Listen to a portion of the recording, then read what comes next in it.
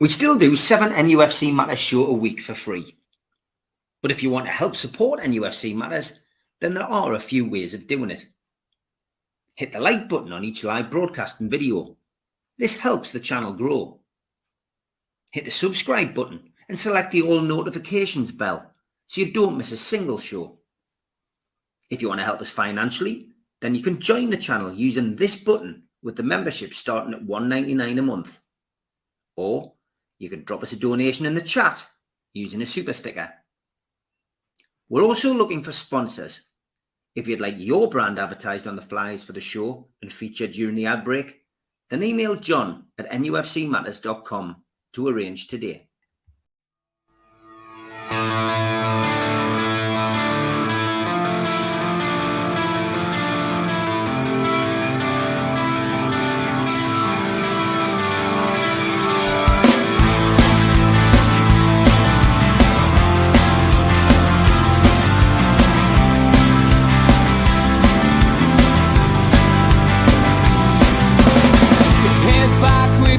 Attack. It feels like I've been talking to myself again, but it's the only way you're ever gonna learn. You look back and it's all in the past. I'm dwelling on the thoughts I cannot say to you. If I don't say the words, then maybe it's not true.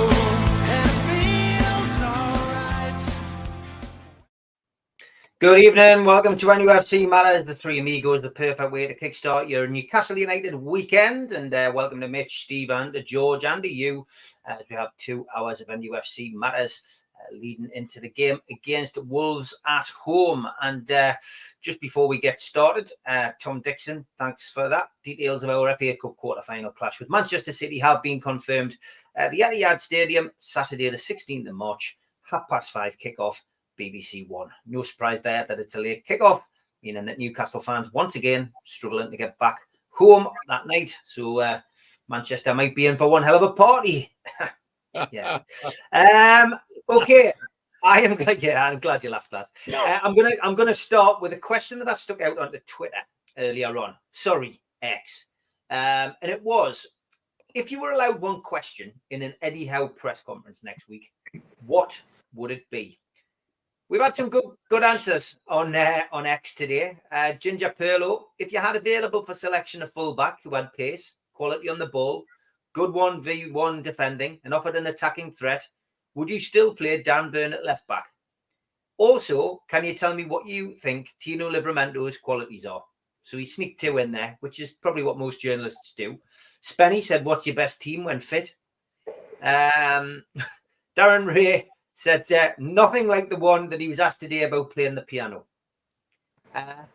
Legacy Magpie said, which journal at the presser asks... George question, that. It does, I. Legacy Magpie said, which journal at the presser asks you the worst questions?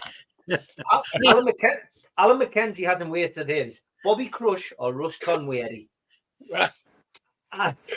Dean Woods got back to football. He said, do you think you can go into next season with just 2 strikers again? Chris Cooper, why don't you change systems when it's clear the system you're currently playing isn't working with the players you've got available? Aaron Gallagher, why is he obsessed with keeping Deadwood and Premier League proven players? That might be 2, mind. He said that might be 2 questions, mind. Alan said, why did Joe Linton come out in the second half against the Mackhams when he was clearly in pain? Michael Pomar said, I doubt any good question will get a meaningful response, to be honest. Eddie's great at not answering.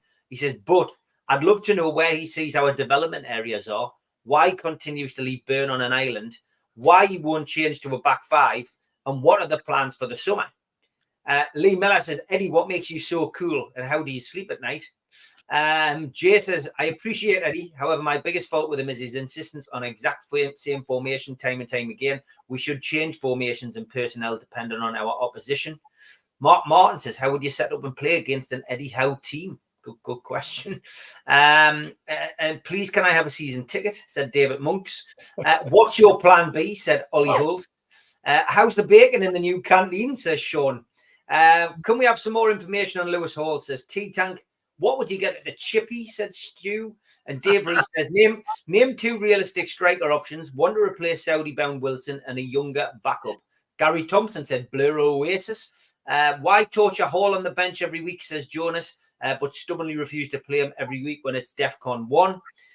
So you can see the avenues that we went down. James Douglas wanted to know why we didn't sign James Maddison. Joe Humphrey wanted to know what his favourite vegetable was. Does Sean Longstaff have compromising photos? Too many people watching Ask George, Steve. That's the trouble. Probably. PM and UFC says, does Sean Longstaff have compromising photos of you? How much? Noggers Chipple said, how much do you pay for a haircut? And medium-sized Al says, got to be something about our gaping hole in the midfield. Like, Eddie, you know it's there, right? And Davey says, why do you continue to ruin my football club? Bit harsh. Last three, UFC, Ridwan says, why do you insist on Dan Burn over Tino? PK says, why did you take my girlfriend in primary school? I thought we were mates. Allegedly, of course. And that's it. That was the last of the questions. So some interesting ones, George. Plenty food for thought. I'm sure they haven't exhausted your mind of questions you would like to ask. So give us your thoughts. What would your question be? Well, the one that I want to ask, okay, if I only get one, this is it. Where do you expect to be next August? That's what I want to know from Eddie Howe. Because I'm not sure that's clear. Okay. I want to hear what it is from him. As to some of the others, well, you know, if clearly that they're people that listen to this program, watch you lads, because all them questions are the ones we've been asking for the last bloody 6 months. You know, isn't it? I mean, you know, in the Hall debate, the Livramento debate, the Burn debate. I mean, if you want to go to the Burn debate, there's one question there I would like to ask. We've got a super fullback and right back who plays left back for England.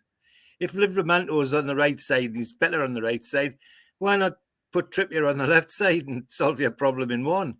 You know, why is it? It worries me that some of these things are seem so complicated for the professionals when they're fairly straightforward for some of the amateurs. And the striker one's been in our minds for ages, especially since the last window when they didn't invest, which I think was almost criminal because we were sitting watching it happen. And what did we predict within weeks? Our predictions were absolutely right. Not only did we not have one fit striker, we didn't have any fit strikers. and now I ended with starting an FA Cup tie with Anthony Gordon having to play centre forward. Not that I'm criticising Anthony Gordon at all, because I thought if anybody worked their socks off on the other night, he did, as well as scoring the goal. But why put you in that position? Why put you in that position? Surely there was a loan out there somewhere that could have filled the hole. So the fans are switched on, in my view. The questions are very, very, very apt, as far as I'm concerned, and very pointed. Systems. Why does he get stuck on this system? And even when it goes wrong, doesn't seem to it doesn't seem to change it when it goes wrong. I mean, some of the technical questions that have been asked, our own coach Kev could answer that more eloquently than me, and probably as eloquently as Eddie Howe. So, yeah, the big thing for me is with all those questions that the fans are switched on. They know what they want. They know what's happening, and they want to know what's being done to put it right. What's happening to their football club at the moment? Because it's and I suppose somebody pointed on the bottom of the screen there saying that I'm a greedy little duck. Well, I am a greedy little duck. I'm going to have another question. Yeah, you know, why no investment? Why did we sit back and let that happen? And why do we not, can't we manage with changes in the way other people seem to? And they're all things that Eddie's got to answer. Because as I say, from those questions, the big thing for me, Steve, is you've got the fans asking questions and they're demonstrating that they know exactly what they want. They know exactly what they think's going wrong, and they want answers. So do we. Okay, Steve, you've had a bit of time to think. Mitch has got the longest time to think. I'm not sure, as I say, I'm not sure if that's a benefit or not. But what question would you ask him?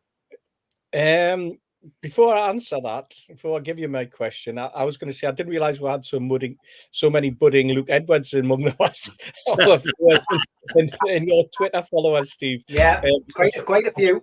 Yeah, absolutely fantastic. I mean, there's some great questions, some great points raised already, and just in the responses that were coming up on the screen.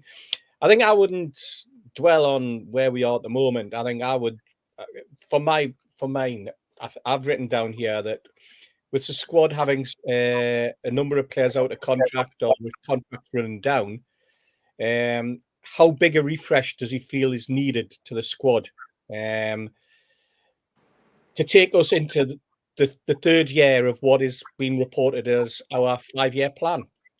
Because so far the 5-year plan has managed to get us in year one a little bit of stability. In year two, it's got us into Europe.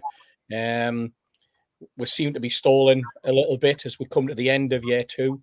Where are we heading? What is your plan? And more importantly, what is the club plan?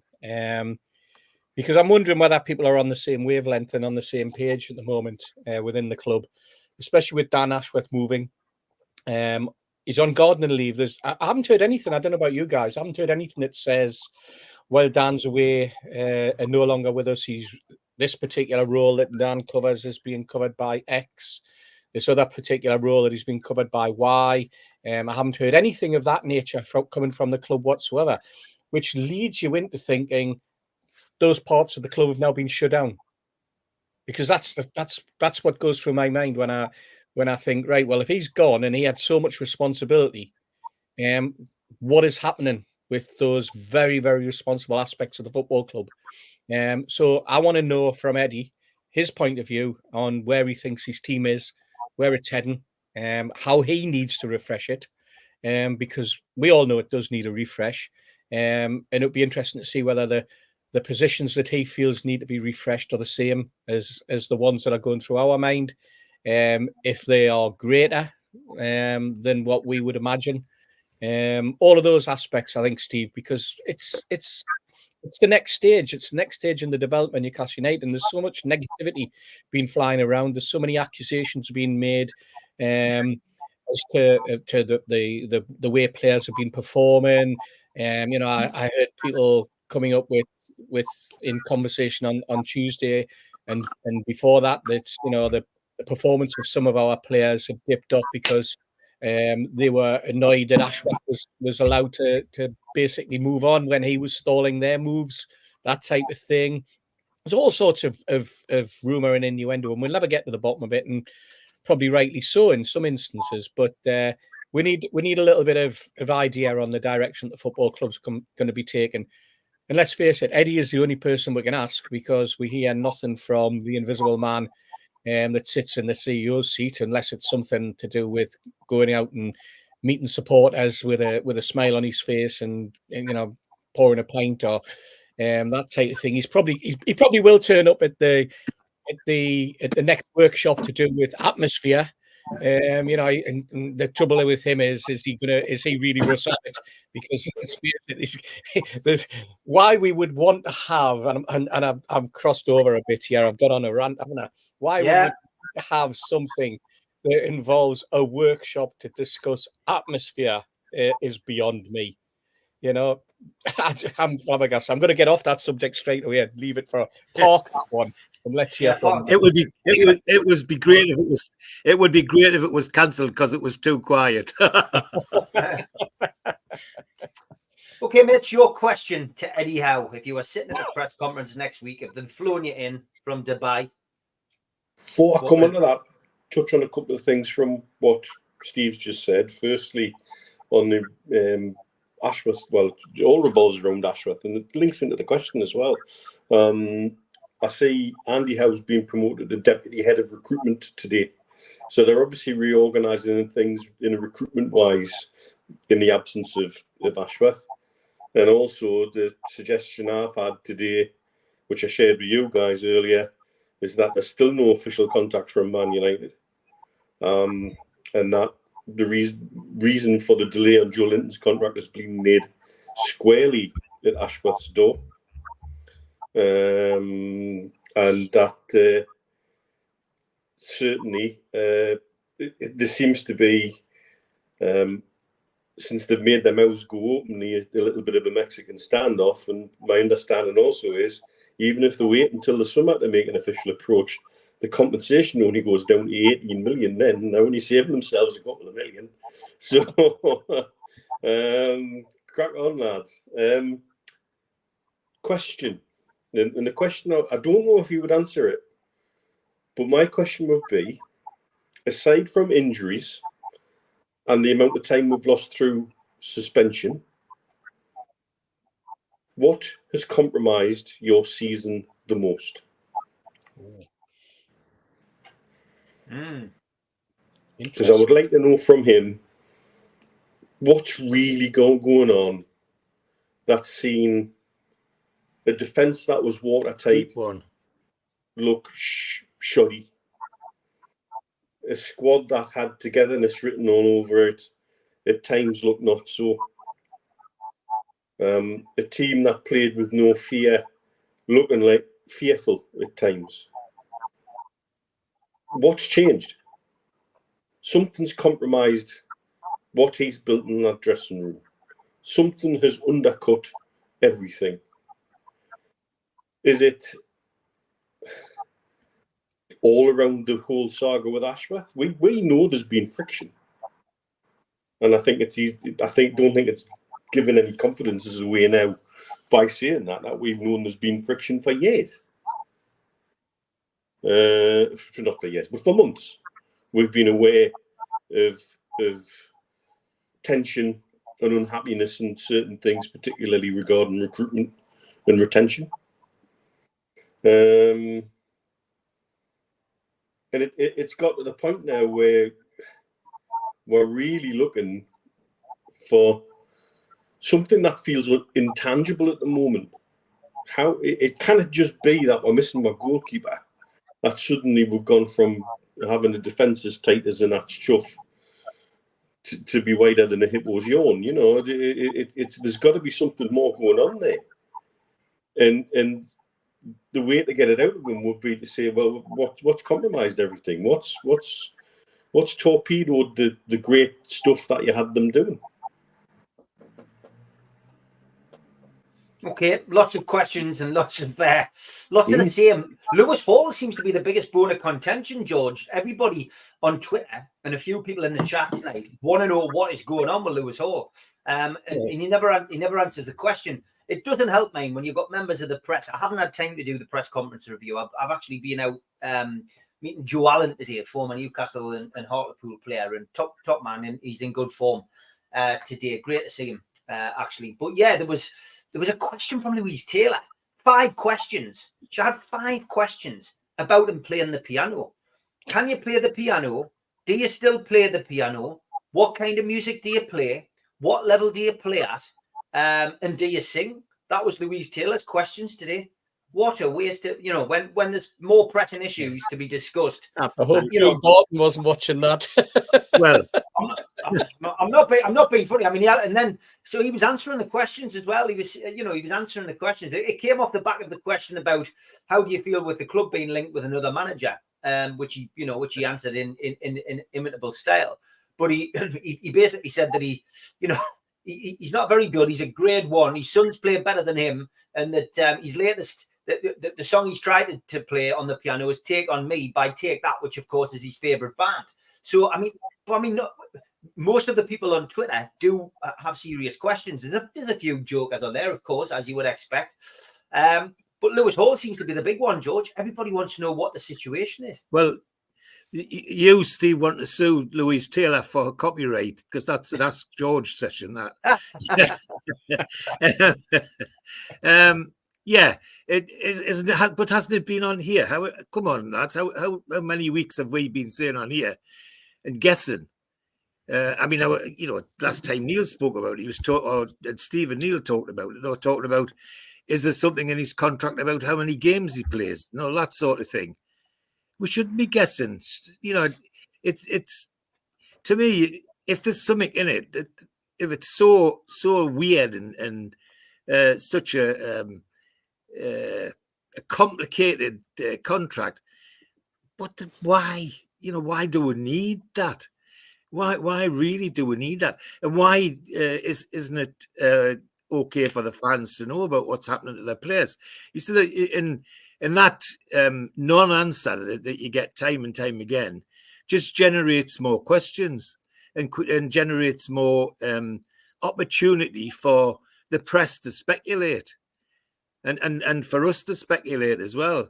So I mean, I'd love to have an answer myself.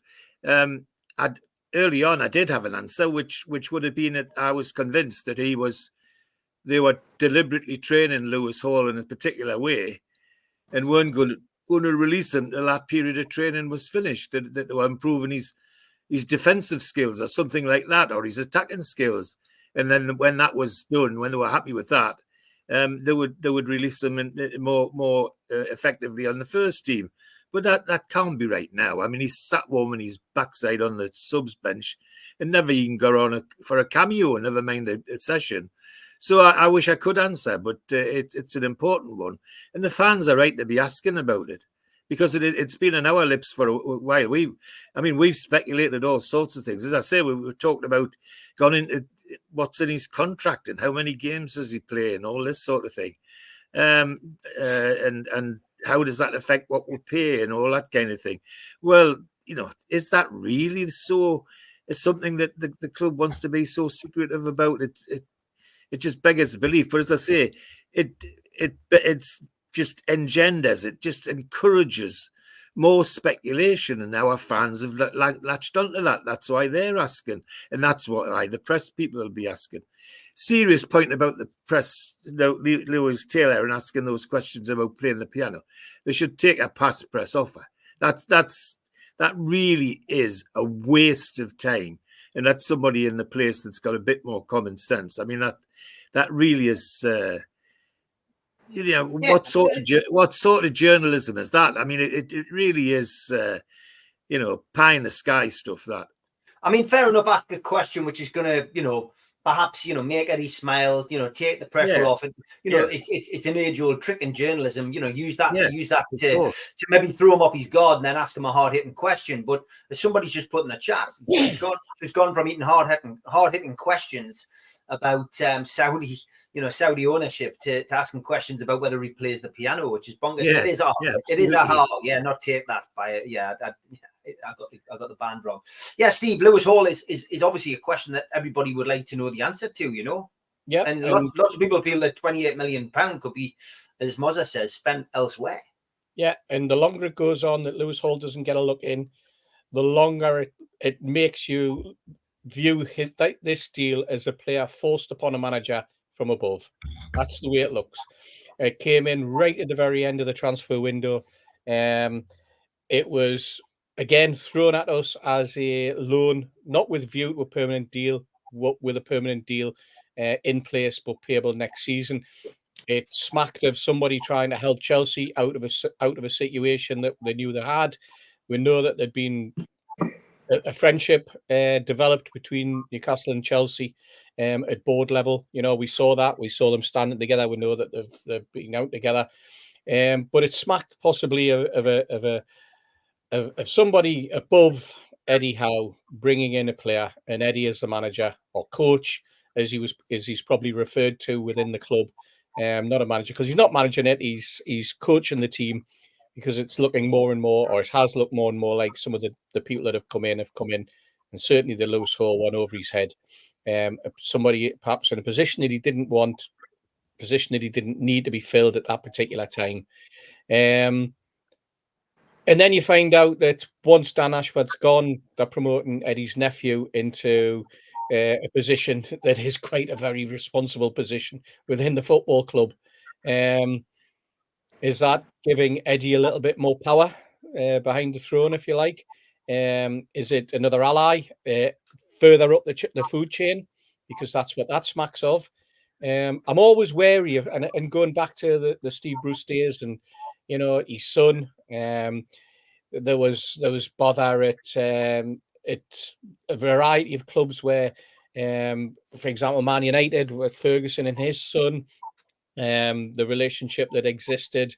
You know, so when a son or a nephew or a relative of any description gets a role within a football club where they're related to the manager, or related to somebody in a high up technical area, it worries me. It certainly does, because it smacks or it runs the risk of being viewed as nepotism, in terms of the appointment, rather than bringing in the person who is best suited for the role. I'm not saying that Eddie Howe's nephew's not the best person that suited to the role, but what I'm saying is it allows that opportunity for those words to be used on social media by the likes of myself, because I know no better. All I'm doing is I'm commenting on what I'm seeing, and you know, I think a football club that, or any business that's involved in very, very high end deals, whether it's buying a nuts and bolts, an aeroplane, or a footballer, or buying another business, it's always difficult. And again, you look at Shepherd and Hall, and the relationships that their sons had within the football club, the roles that they played, and the way that you could say that some of the decisions that were made were more to suit them than they were to suit the football club at that particular time. We would never know whether that was the outcome, but we were allowed to make assumptions based on what we could see. And unfortunately, that we're running into that trap, and it's disappointing. It is disappointing. Yeah, I mean, Mitch, the Lewis Hall question is the one that everybody wants to ask. We've asked all these questions and more all season. Sorry. Yeah, go on. I was just going to say the nepotism thing. I take it back to my time. I played for a manager, had two sons he wanted in the team, Charlie Mitten and John Mitten. Yep. He was determined to have them in the team, and he got them in the team. And we used to sit and watch the other coaches when the teams were announced, even the second and the third teams, and the other coaches' faces and shaking their heads when the names were mentioned. But Charlie Mitten was determined to have those lads in his first team, and he got them in. Go on, Mitch. Well, yeah, I mean, look, we've asked all these questions about Hall and more for what feels like most of the season. And we've gone round in circles, tied ourselves in knots. We're not the only ones doing it. The press are doing it, and the fan base are doing it in the wider picture. The club could have ended all of this with one statement, and nobody's prepared to. Eddie's not even prepared to. That suggests something political. And that keeps bringing me back towards this signing forced on the manager who we didn't really want. Yeah. So now what's the situation? Because Lewis Hall did seem to put a very forlorn and lonely figure on the bench and after the match on Tuesday night. Yeah. And I think that's quite sad that that's been allowed to filter to that point. It's sad for the player. It's sad for the club. I bet it's not helping the atmosphere in the dressing room either. And so it's something that needs addressed. And it probably really does need addressed, yesterday. We were the opinion, was he being trained for a different position? And when he put that performance in at Man United in the Cup and scored a good goal playing in midfield, we're like, right, okay, he's going to be a midfielder. Well, we'll be missing God knows how many midfielders for how long. Yeah. And he's never made an appearance. So that's off the table, and so the more we try and look for a sensible answer and an obvious answer, we can't get it. And of course, the hole as well. The hole being on the left-hand side. The hole in the midfield on the left-hand side is safe. Sorry, Mitch. No, you're right. But it ties up with where we've been all season, trying to work out what the hell was going on with him. I still think even at this stage, it's not a bad investment for a young man with Premier League experience who can only get better. Yeah. But I'd love to know how is managing that situation, because he'll only get better if mentally he's in the right place. Yeah. Okay, lots of people's comments coming in, and lots of people want to talk about the question that I put out today, which was, what question, if you had one next week in a press conference, would you ask Eddie Howe? And a couple of questions coming in. I'll keep an eye on them as the night progresses. A lot of questions coming in from you guys in the chat as well. 420 watching now. We never take it for granted. So thanks very much for that. But as always, we have a lot to get through, so we will start with Tweet of the Week.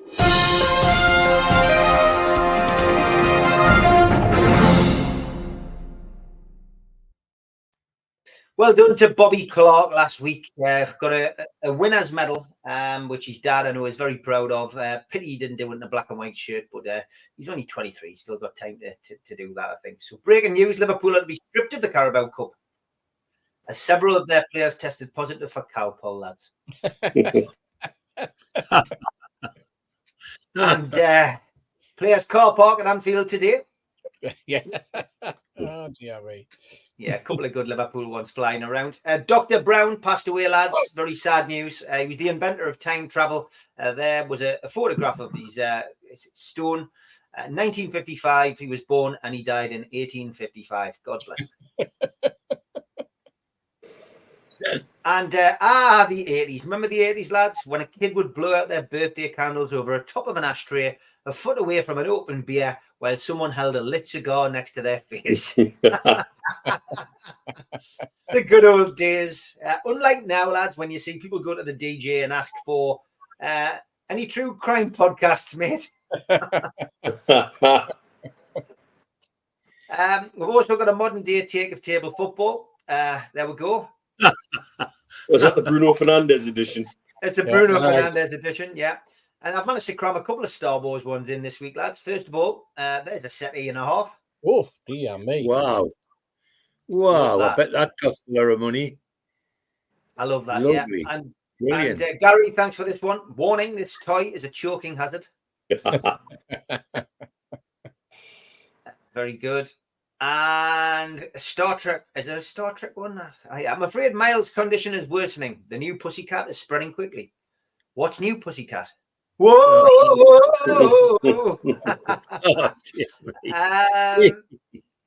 Can you get this one, lads? Right.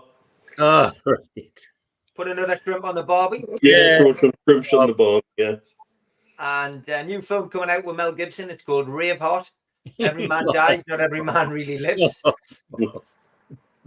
And Ian Hull, thank you for your selection this week. He says, and now Vivaldi's Four Seasons, or as we like to call it, your call is important to us. And everybody was kung fu fighting. Jimmy, encourage him. Jimmy, that's great, mate. Cheers. And Mitch, I love this one. A couple of weeks ago, and I forgot all about it. Injury still left on the NUFC injury bingo card, and it's a dwindling list. Rectal prolapse, snapped banjo string, syphilitic outbreak, twisted bollock, drop jar of Mayo on foot, fell out of loft hatch, ran over by own car, stood on plug, Lego, rake, slipped while hoovering naked. A few injuries that we haven't had yet, and thankfully won't get. Castori as well. Another one that we got from Ali Holloway. And when you order one whole shirt and you get sent 4, Castori are magnificently poor. Wonderful stuff. Castori, start finishing how they started. Have you seen the one this week? All the vouchers they gave away at Christmas to say you could spend on Castori gear. You can't spend them in the club shop. Yeah, fantastic. They've got to be spent in a Castoria store. So if anybody wants to find a Castoria store, Dubai Mall. There's one in Dubai Mall, if you're passing. Yes. Or send your orders to Mitch at Jody Dentist on X. I wonder how many of those Lewis Hall shirts were different sizes as well. Aye. Believe me. People wearing them have got more chance of getting a game, lads. This guy, Alan, thanks for this. He went, and just like that, I'm not allowed in pottery class anymore. Oh, And I've seen a lot of things in my life, but never a smoking Corolla using a selfie stick. It's amazing what you see when in a photograph, isn't it? Very good. Man dies after falling into giant coffee vat. His wife told reporters he didn't suffer. It was instant. oh. And in the Daily Dafty from Jimmy, man to divorce his wife after she smeared glue on his firearms. He told the Daily Dafty reporters, she denied it, but I'm sticking to my guns. Oh. And it looked like you as well. Gary, why is Peter Pan always flying? He never lands. I like this joke because he never grows old. And tweet of the week from Jimmy again. Let that sink in. Oh, and he is a great version of the Bayern tapestry, medieval Knievel. And only a Star Wars fan can see it. Wonderful. Thank you, Ian. Yeah. And another one of those as well from Steve. Only Star Wars fans will see it. Darth Vader on the top of the cat's head. Yeah. Excellent. Coming down to the last few. Jimmy, thanks for this one. In Return of the Jedi, how could the Ewoks have a dress that fits Leia unless they had previously cooked and ate a woman her size? And the guy who stands outside the Houses of Parliament really made a splash this week. I thought this was brilliant on Good Morning Television. Great sign on the right-hand side. Brilliant stuff. Thank you, mate, for your sterling effort. She said yes. And then Robert replies, to what? Doing the annual service on your Cortina.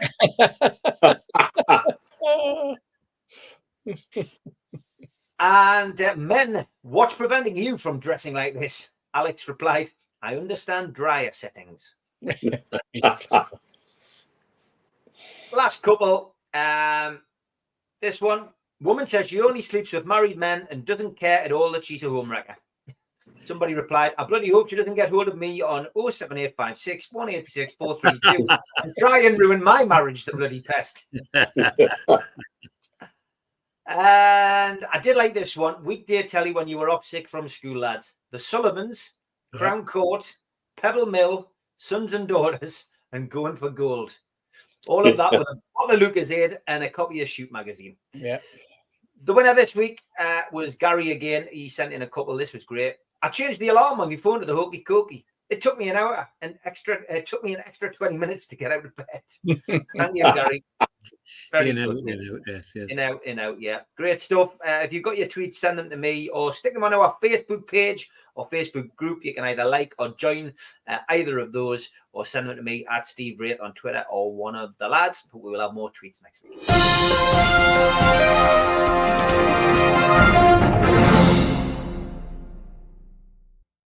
Got plenty of questions coming in from the viewers. We will get to them. I just want to talk about misinformation, Mitch. There seems to be quite a bit of this flying around the internet, WhatsApp groups.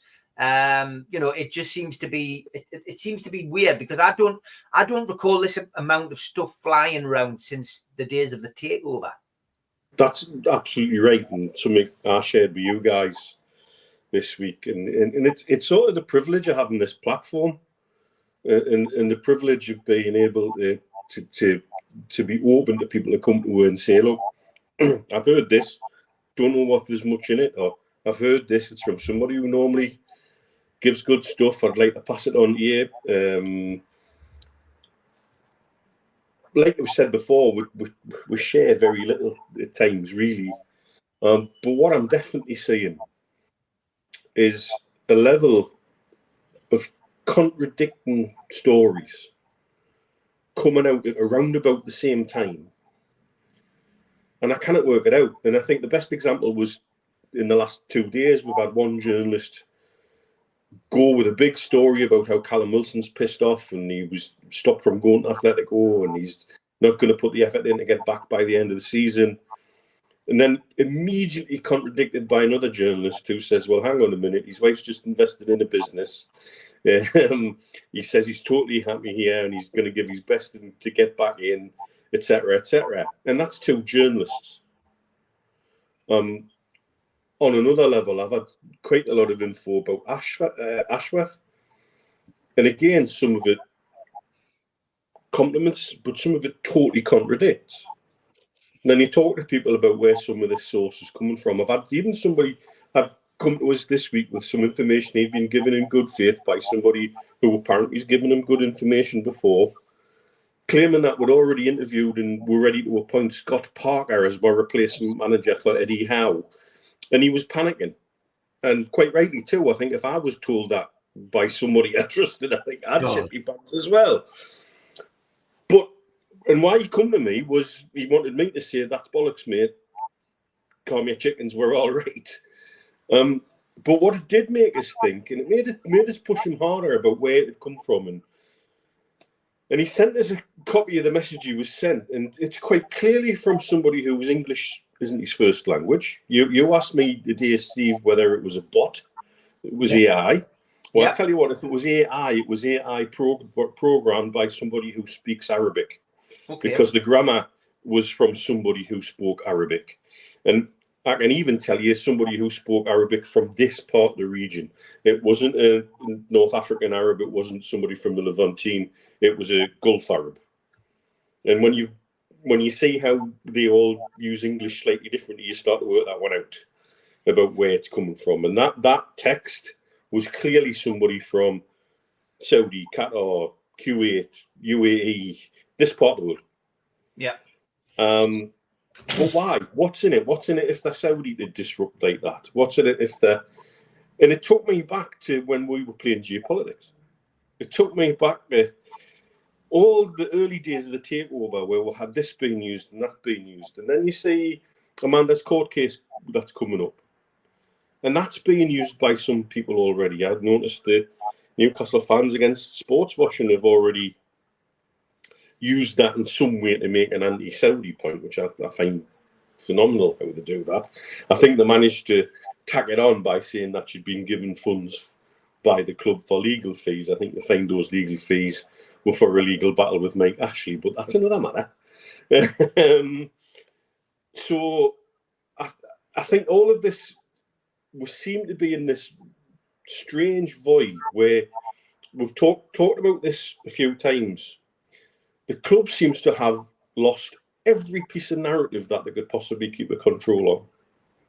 From Eddie Howe to Lewis Hall to Trippier to Callum Wilson to everything that really they should be nailing down and buttoning down, they've lost the control of, and now things are starting to run riot. But run riot for me in a really weird way, because when we're getting the volume of information we're getting, and some of it is just so purely contradictory to each other. And then we get other stuff which seems to make sense. For example, was Ashworth obfuscating on renewing Joe Linton's contract, and suddenly he's gone and Joe Linton's agent's flying into the region out of the blue, and well, one wonders, is this going to be wrapped up soon? Because now somebody in senior in the club's taking over the negotiations, and it sort of begs, again, so many more questions, like we've just said about Hall, than we have answers. But this week it felt like some of the stuff we were dealing with pre-takeover, where there was people deliberately putting out false information intended to destabilise the fan base, intended to destabilise the club, intended to get us onto the club's back in some way, shape or form, and utilise that passion in the wrong way. And I'm quite happy for anybody to send me anything. I don't think I've ever straight batted anybody. I think I've always been happy to interact, and I think it's a privilege. It's a privilege of having this platform that we share. And also it allows us to share stuff like that, because sometimes a throwaway remark from somebody to me suddenly makes Mr. Hasty go, hang on. And that's how some of these join the dots moments happen. But I find it really, really weird that now all of a sudden we've got Man United acting like Billy Big Bollocks. We've got people who want to destabilise what's going on at Newcastle and still play the anti-Saudi card.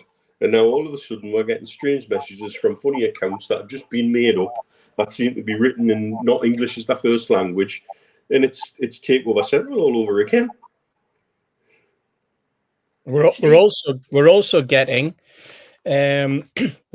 comments from other football clubs who were quite happy to vote for FFP, who are now suddenly being affected by FFP, and are saying that they want changes to the FFP and the profit and sustainability rules that they voted for.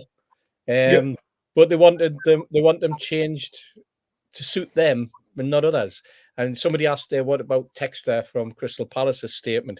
He's a part owner of Crystal Palace, and he also owns a French club, and he's also owns a club in the Brazil, Botafogo. That's right. And what I found interesting about his statement was that he feels clubs should only be allowed to be owned by rich people like him, basically. That's what he was saying. Shouldn't be allowed to be owned by a state, or shouldn't be allowed to be state-sponsored in any way by being owned by a state-sponsored group. But it should be allowed to be owned by rich people like him. And then he should be allowed... And his multi-billionaire friends, who may or may not be billionaires, but nobody will ever know because they're part of a Delaware company. Exactly. Fascinating, isn't it? Fascinating. But these people come on TV and they spout their wares and let them out. And they're given free rein. Nobody challenges them properly. Where was the question coming in from the BBC there that said, well, why did you vote for those rules? Yeah. Exactly. Why were you happy to put those rules through? Was it because you saw what was happening at Newcastle, a club that you admitted you did not have the money to buy? Yes. It's very curious how they get a free pass. And why have the turkeys voted for Christmas for the last 10 years? Yeah. We're now also getting a situation where you've got the likes of a Brentford who have suddenly announced that they're looking for investment, and they've gone to Rothschilds as a banker, merchant banker, an organization that supplies money to the very rich, and said, help us to find a buyer. And they've valued themselves at £700 million. This is Brentford. A valuation of 700 million. Newcastle was sold for 305 million only a matter of less than 3 years ago. But this shows you where football's heading, and it shows you that what they're actually doing is that they're touting the extremely rich private organisations, more than likely hedge funds, etc., which in my mind are 10 times worse than any other bunch of people that you could have owning a football club, because hedge funds are there purely to make a profit, purely to skim off the top. They're not there for the benefit of the game whatsoever. They're not there to develop the football clubs in the right way. They're there to basically take the money. I just find the whole thing quite depressing at times, the way that these people react. But Texter, as you say, a bloke who was going to wanted to buy Newcastle United, but openly admitted that he didn't have the finances. Keith actually spoke to him, if I remember rightly. We're in conversation on a number of occasions. Keith said he came over as a very, very reasonable chap, but he said, well, you haven't got, I mean, Keith told him, didn't he, that he didn't have the money. You haven't got the money, mate. Don't come near us. You don't have a leg to stand on. You'd be laughed out. He went to Crystal Palace, and he wants out there really. And what he's doing is he's trying to get FFP changed so that Crystal Palace, because they're languishing where they are, could possibly spend a bit more money to just basically save themselves, and also letting it be known that because the club can spend a lot more money, it probably pushes up the value of the club, and it might help him with his escape route. It might be the escape route that he needs, because at the moment nobody's interested in a club that is potentially heading towards the trapdoor and into the Championship. It's just beg a lovely question though. If Brentford now say they're worth 700 million, what are we worth? Well, yeah. Exactly. Exactly. Yeah. And I mean, we're obviously worth. I mean, shall we pluck a figure out of the sky and say we're worth $1 billion? Everybody's plucking figures out the sky now, mate. That's the problem. Well, exactly. The Man United deal, when a bloke buys 25% of it, values them at 5.5 billion. Let's see how the football world reacts if Barcelona go ahead with ditching Nike and doing their own sportswear brand, which they don't have a manufacturer, supplier, distribution network to do, and it's worth 160 million pound. Is it 160 million euros to them? And then obviously they don't want to share any of that when they want it all for themselves. And yet it seems to be what they'll do is they'll set it up as a separate brand. They'll pull a financial lever on it, say it's worth, say, 300 million. And then all of a sudden it'll fail and they'll go back to Nike and they'll have written off 200 million overnight. It feels like a scam. And it feels like everybody in football who is worried about sustainability rules are trying to find unique and interesting ways around, and mainly seems to be by inflating the value of the product. It seems to be by creating a much inflated base value for what they are. And it still comes back now that sustainability rules as they stand take no account of debt. Because if they did, it would be a very, very different picture, because if it took into account the levels of debt, you have to turn around to these clubs and say, right, you've got £1 billion worth of debt. How do you intend to pay that if the bloke gets pulled tomorrow? And nobody is prepared or really wants to answer that question, because it's going to be paid in magic beans and fairy dust, really.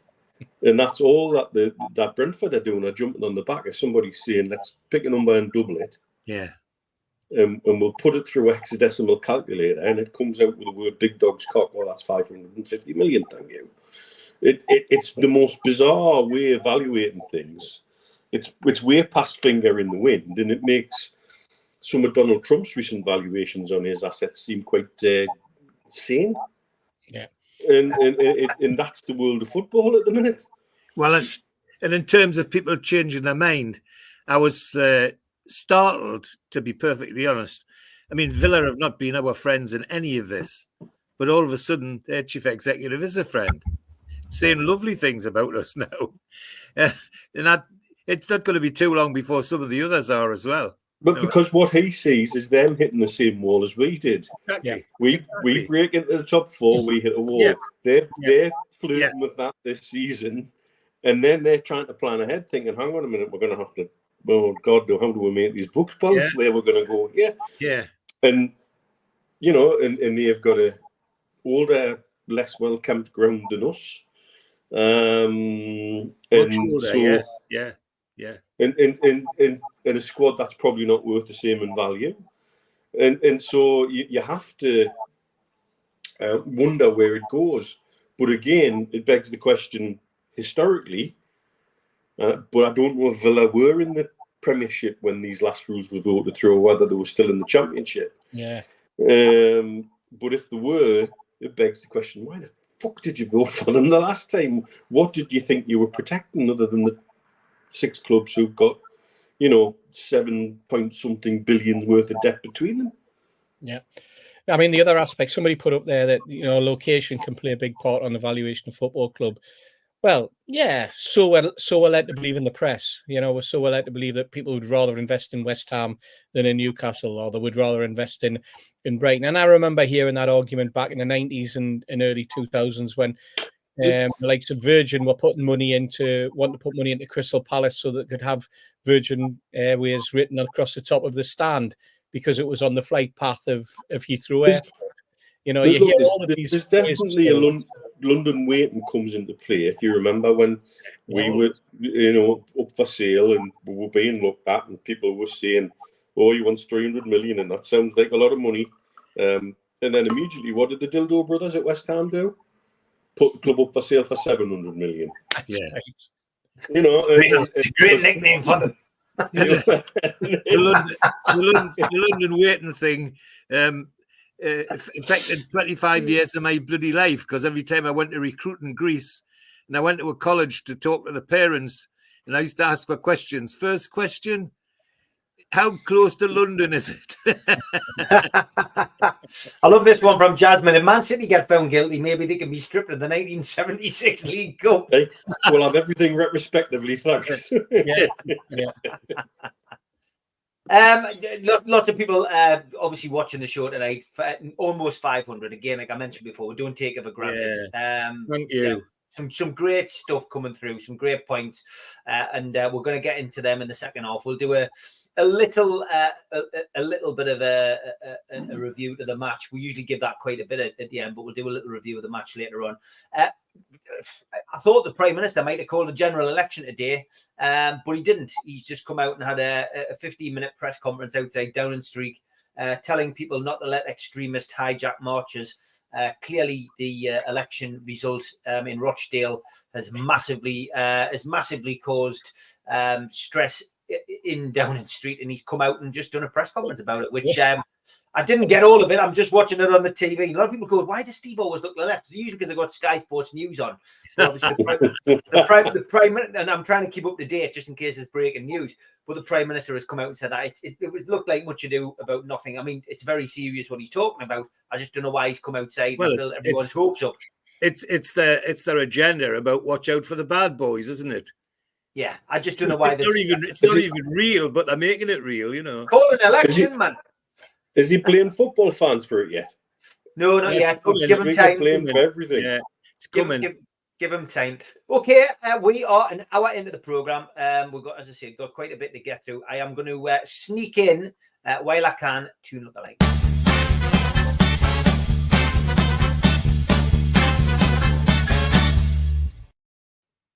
Quite a bit of banter going on with the fans forum, chucking insults at each other in our group this week. There's Ian, who they reckon looked like Ian. It looks like Blakey from On the Buses. I'll get you next time, Butler. Chip has chipped in with this one. He says there's Spenny with some makeup on. And we did have a few. This one from Tim, I think it was. Is this Mitch back in the day? He says, Mitch, is that you back in the day? Could be. And I had this one as well sent in. The transformation of the montage of Hucknall, it was called. Yes, the montage of Hucknall, which is good. I can say that. Yeah, pretty good. This one again from Tim, Chris Bell and Andy Bell, sorry, and Chris, who used to do the fans forum. I think he's been called that a few times. And Mike, thanks for this one. Jason Tyndall and Luan Grufford. Yeah. Pretty, yeah, same coiffed hairdo. And yeah, I see where you're coming from with that. Johnny Jackson has taken over this week because his last couldn't do the honours. So bloke from the Jet 2 advert and Alan Sugar. This is instead of Rita. A good one. Also, Declan Rice and the guy in the background after Gary Wilson won the snooker. Wow. And he sent this one as well. Kane Dingle and Keith Gillespie. That's good, that. And you know what? When he sent them, Stevie didn't send any dogs. I like the guy. Yeah. This guy in India who's had his hand up for 70-odd years, and Alan Shearer. And Tom Dixon sent some belters in this week. Kevin De Bruyne and Prince Harry.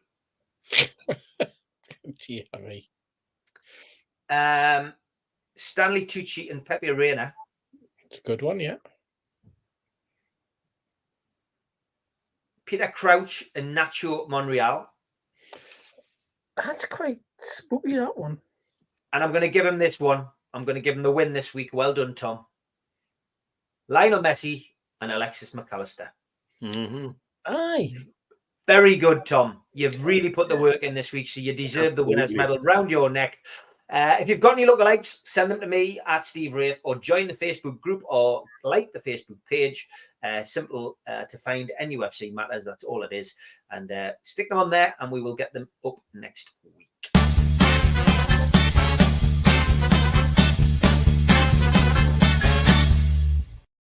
Like a pro, took it to 6 o'clock. Here's the ads. A big thanks to all our sponsors, Skips and Bins. Go to their website, skipsandbins.com. Email inquiries at skipsandbins.com or telephone 0800 25 45 25 3. Easy contract free and pay as you go waste collection. Thanks to Mr. Vicky's Sauces, handmade in Cumbria. Go to their website, mrvickies.co.uk. Email info@mrvickies.co.uk or telephone 01768 210 102. Thanks to United Group Travel. Go to their website, unitedgrouptravel.com.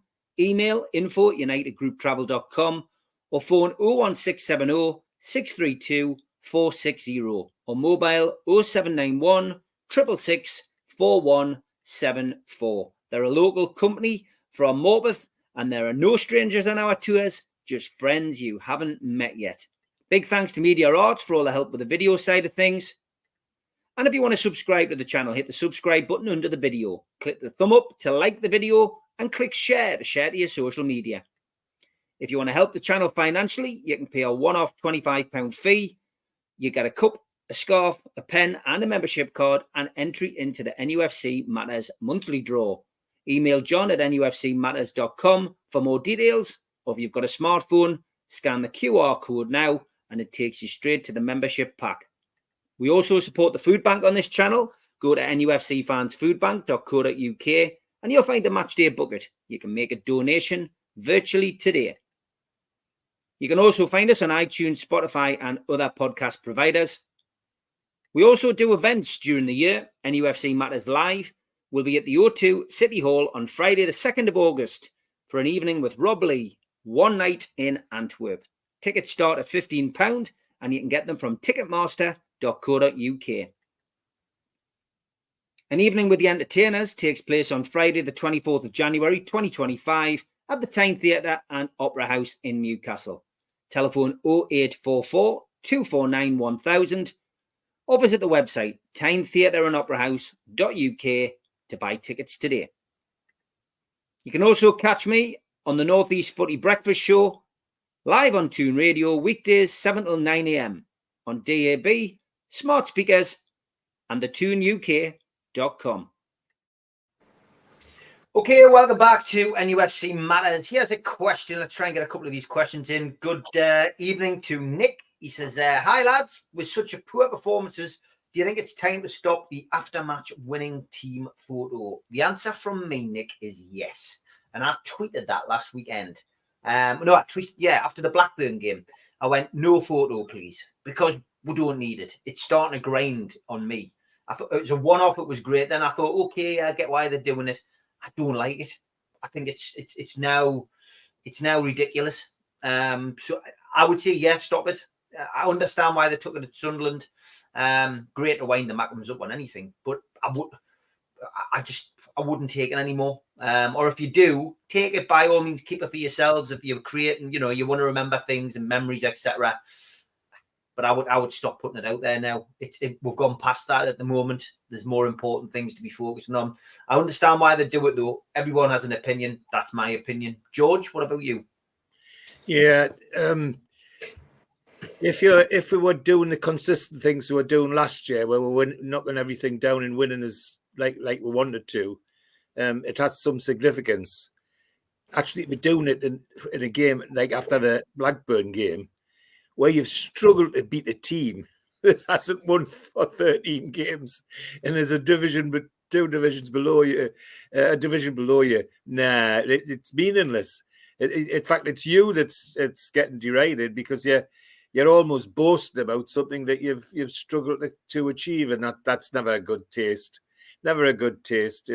No, I would stop it, Steve. You're right. It served its purpose. Last year, it served its purpose. It ain't serving anything other than getting ridiculed now, and I can understand why people would ridicule her. Okay, Steve, your thoughts? Would you continue to do the team photo after we win? No, scrap it. It's ridiculous. It's now being copied by the women's team as well. It's pathetic, and it serves absolutely no purpose for me. Absolutely no purpose whatsoever. I'd rather see some of those players coming out and actually talking to the press, explaining some of their performances. explain when we win, but explain when we lose as well. Instead of just the cliches of, oh, we're all in this together, blah, blah, blah. They're all in it together, but they don't want the photograph taken when they get beat. They only want it when they win. To me, it served absolutely no purpose whatsoever. It was sort of a light-hearted thing that no other football club did, and it was during that first season. It was to show a little bit of, we're all in this together. We're battling. We've got through.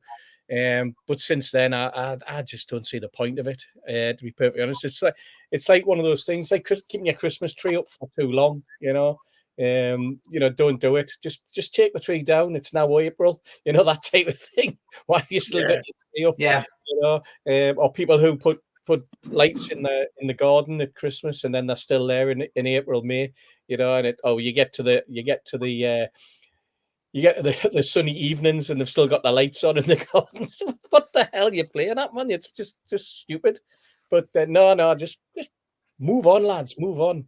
Yeah, Life Coach says there's nothing wrong with photos, in my opinion. Alistair, good evening, mate. Hope you're well. If the lads win away at Man City, I'd love to see that picture, but otherwise, stop the photos. Away the lads. By the way, Alistair, saw you on the telly.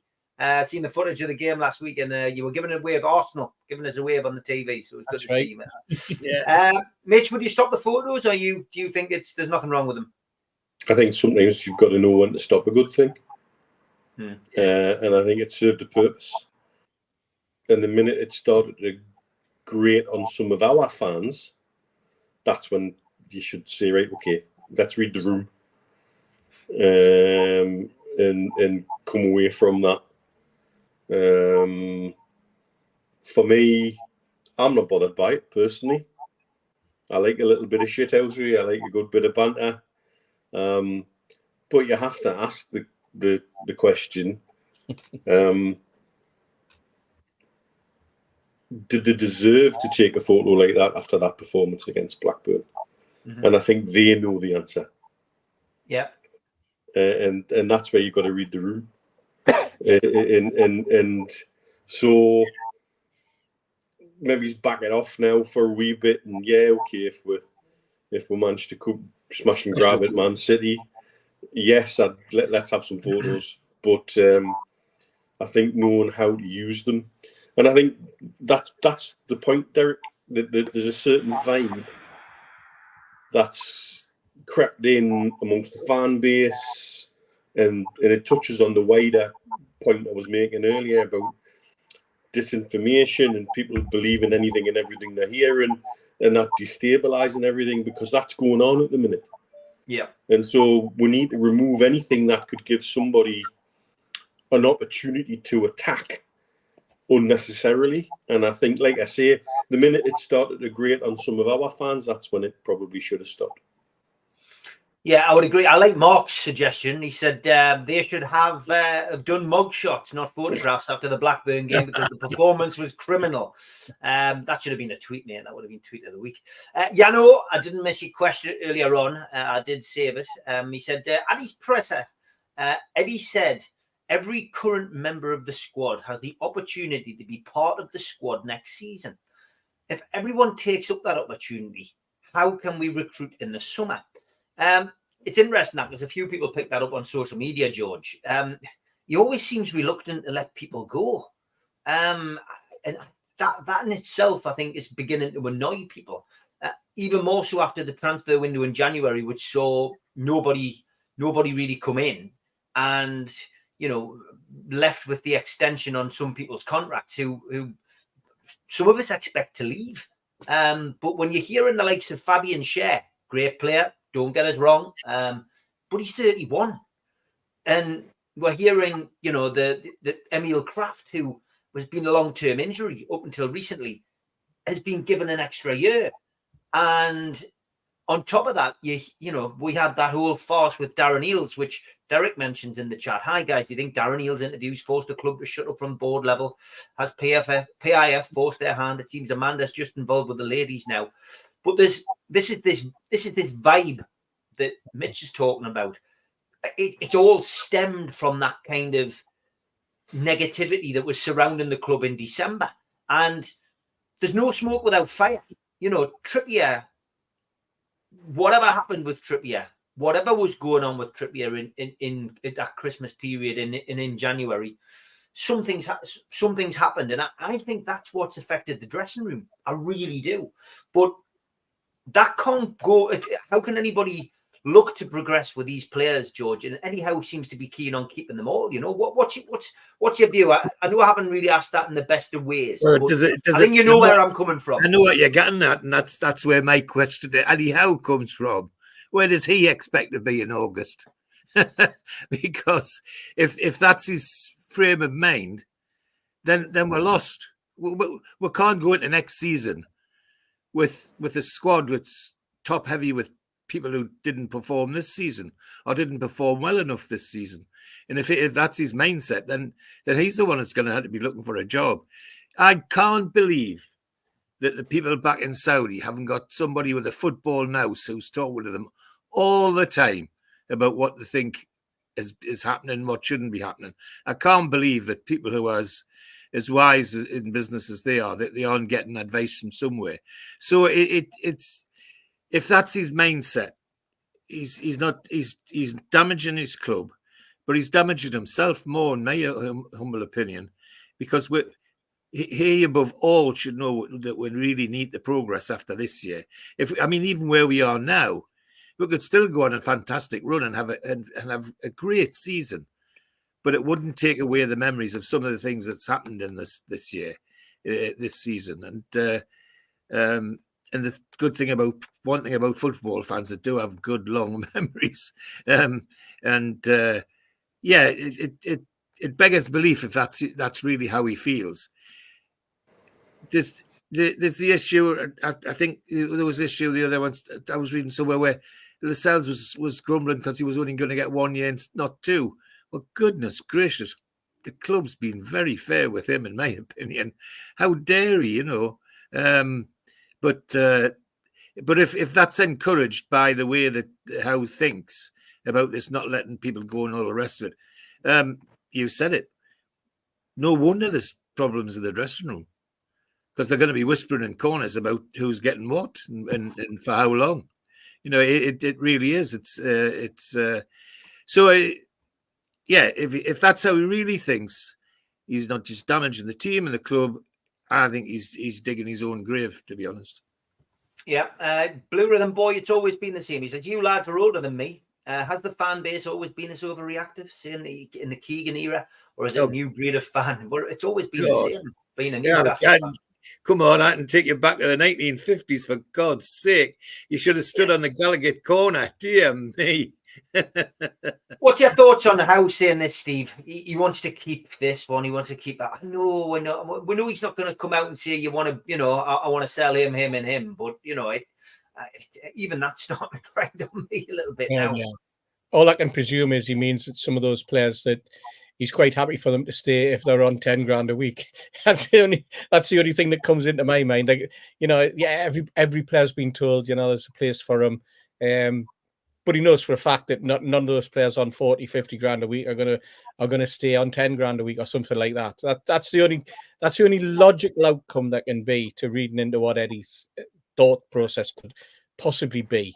You never hear of a player staying at a football club. You never hear of a player moving from a football club where he's going for less money, which I find quite startling at times, because it's they say their career's short, but they're not willing. They always want to move for more. They always want to move for more. They always want to move for more. They must reach a point where you've peaked, and as you slope off, you either drift into oblivion or you go down the leagues, but you can't expect to get the same amount of money. But no, I think it was a stupid statement for Eddie to come out with, to be perfectly honest. But again, it's like you've said, that there is a void now in the football club. There has been all season, actually, if the truth be known. It's been a void since probably after we came back from the US tour, where they made a big song and dance of talking. So some people were never off the TV. Some people were never out of the faces of supporters, the meets and greets and the all of that type of thing. And now they're suddenly clammed up. Now we're we're having workshops for atmosphere. We're having workshops for diversity. We're having workshops for God knows what else. You know, we've got a fan advisory board that is probably wrapped up so much in red tape and legal speak that it'll not be able to actually come out and tell any of the fans anything that's going on. We seem to be getting embroiled in that type of quarter, you know, rather than and that's what breeds conversations like the ones we're having, topics like the topics we're talking about, because there's nowhere else for people to do it. You know, it's the pre-match conversation in the pub or whatever, and it spreads out into social media, and then and we could take this right back to the almost the very start, and the banal questions that come out of the press, which don't help supporters one iota. You know, I doubt very much Alan Oliver, John Gibson, any of those guys would ever stood in front of a Newcastle manager and asked them about playing the piano. You know, it just and imagine if they did, you know, there would have been riots in the streets. Those guys would have been hounded out of town. Gibbo would not be turning up at the Tyneside Irish Centre tomorrow. You know, can you imagine the answer Joe Harvey would have given? Well, yeah, with a career that stretches back to 1966 in the press book, you know, it was a totally different way that the press operated. I remember Ando telling the story that one manager at Newcastle was going to sell him, and he wanted to know, he didn't want to go, so the first port of call to try and raise some support within the boardroom was to go to John Gibson and say, Gibbo, they're trying to sell us. And then Gibbo going on his behalf to the board and saying, what the hell's going on? The manager's trying to sell your best fullback. Not only that, he's trying to sell him to Sunderland. And 3 days later, the players signed a new contract and the manager's been sacked. I mean, that's the way that the press operated in those days, nowhere near like it is. But they would pin the manager down. You know, they would.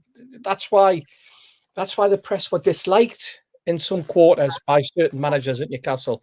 But you know, be it Bill McGarry or whomever, you know, they didn't like to be questioned, but they would be questioned. Gibbo would ask them the right questions. Gibbo would fill the back pages, 2, 3, and 4 pages with really scathing comments about the way the football club was operating. You know, under Richard Dennis, under Gordon Lee, and if he was here under Steve Bruce, and he would have been writing exactly the same thing. He only did it in his weekly column. But what I'm getting at is that because we're starved of that sort of quality reporting and quality questioning of a manager, because we're starved of that, we go and we have the conversations among ourselves now on social media. And it just breeds, because you don't get an answer, it just breeds that sort of disharmony, if you like, and annoyance and mistrust. But no, I mean, it's I suppose it's the way the world's going now. You're not allowed to.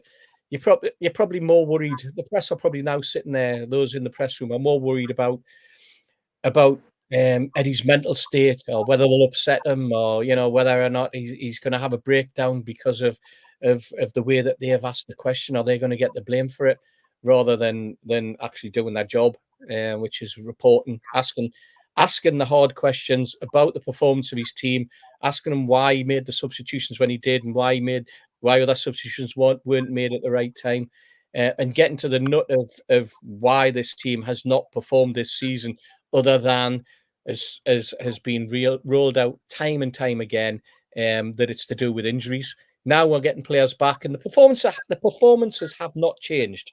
With players coming back into the squad, the performances are not changing. You know, we're playing exactly the same way as we have done all season.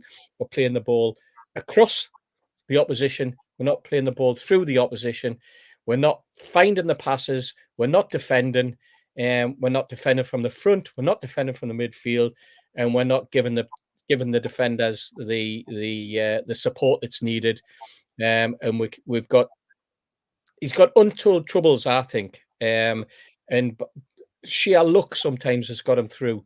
But it's he's not getting asked those questions post match about the performance. Yeah, Because they're scared.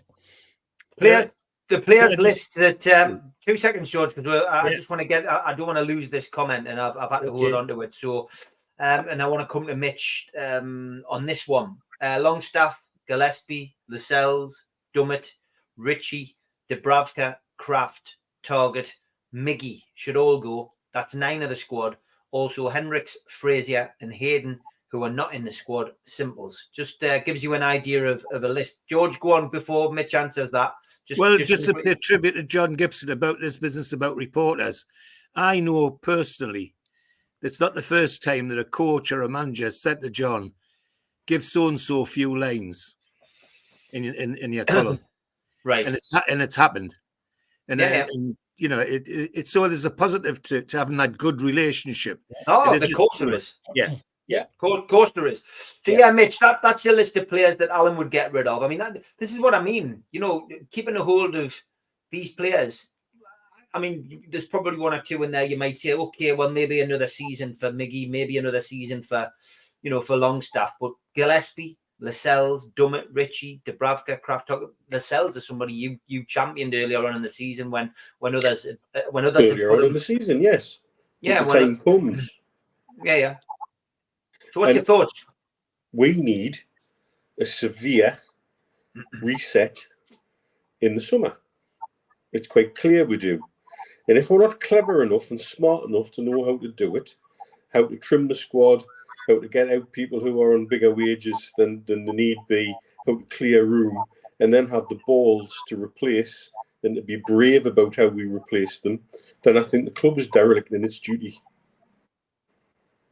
And they're going against what they're talking about making progression. Because there are significant inadequacies in the squad that have been exposed this season in terms of depth. Look, when they were talking about getting rid of Lascelles early, where would we have been if he couldn't have stood in and made some of the performances he did when Botman was injured? Yeah. You've got to know, it's not just knowing about which players need to be moved out, it's when you move them out. And I've said this before about Alex Ferguson and his pomp. He knew when a player's time was up. And he sometimes got stick from the Man U fans for letting people go. But he knew. I can't think of many players who left Old Trafford under him who got better after they left. They all seem to go downhill, mainly the ones that we picked up. And he knew when a player's time was done with that squad. And I think we've got a number of players who are heading to that point. I won't call them because they've given great service. Matt Ritchie scrambled to a point. If we scramble into a European place by a point, could we say that was due to Matt Ritchie's efforts against Luton? We could. I tell you what I see with our fan base now compared to what I remember. Well, they're not different. The difference now for me is 2 things. Because of social media, it's more immediate. And those negative voices have an immediate platform very, very quickly. And the second problem is everybody seems to see things as a binary answer now. Yeah. If you're not for this, then you must be against this. Yeah. And that's life's not like that. Let alone football. Life has shades of grey. And life has subtle nuance. And life has an ability for you to see both sides of an argument and disagree with both and form your own opinion. It isn't that simple. And that's the way people portray these things. What do you mean you want to keep Lascelles? He's shit. Well, we'll keep Lascelles while he still has use. And then we'll phase him out and say, thank you very much for your service, mate. You've been a great captain. In fact, you've been a stalwart. You've been an example to how players should react when they lose their place in the starting 11. And he deserves a lot of praise for that because he came in and gave some fantastic performances too, when a lot of people had written him off because you couldn't be for him or you had to be against them or for them. You couldn't be, in the middle. And so, but I do think our squad needs a big overhaul in the summer. It needs to be done cleverly. It needs to be done with some insight into the sustainability rules and however they're being applied now or then or in the near future. That's where you would hope would have had someone like Ashworth working for, and it seems from what I've been told anyway that maybe he's been working a little bit against it all, which is frustrating to say the least. Sean's absolutely right. You need people in the dressing room who are leaders, and we'll have leaders all over the pitch. We have a very strong leadership group. However, Trippier within that leadership group's definitely been unsettled. We know he was in Munich. We know he was. I don't want the club to dress up and don't tell me I'm stupid. We know he was in Munich. We knew he spoke to them. We know Atletico wanted to chat to Wilson. Now, how pissed off Wilson is about that or not, I don't think anybody really knows other than him. Then we've got Lascelles, who now apparently wants 2 years, not 1 year. And Dan Byrne, who's getting pelters off the fans. So there's 4 or 5 in the leadership group. Oh, and Richie, who everybody wants rid of. And that's our leadership group. And so if they're feeling like that, is it any wonder some of that filters out into the dressing room? Well, of course it does. There's unity gone in many different ways. And what I'd like to see now, and what we really need now, is to know who in the boardroom is calling the shots going forward. Because that doesn't seem to be clear either at the moment too.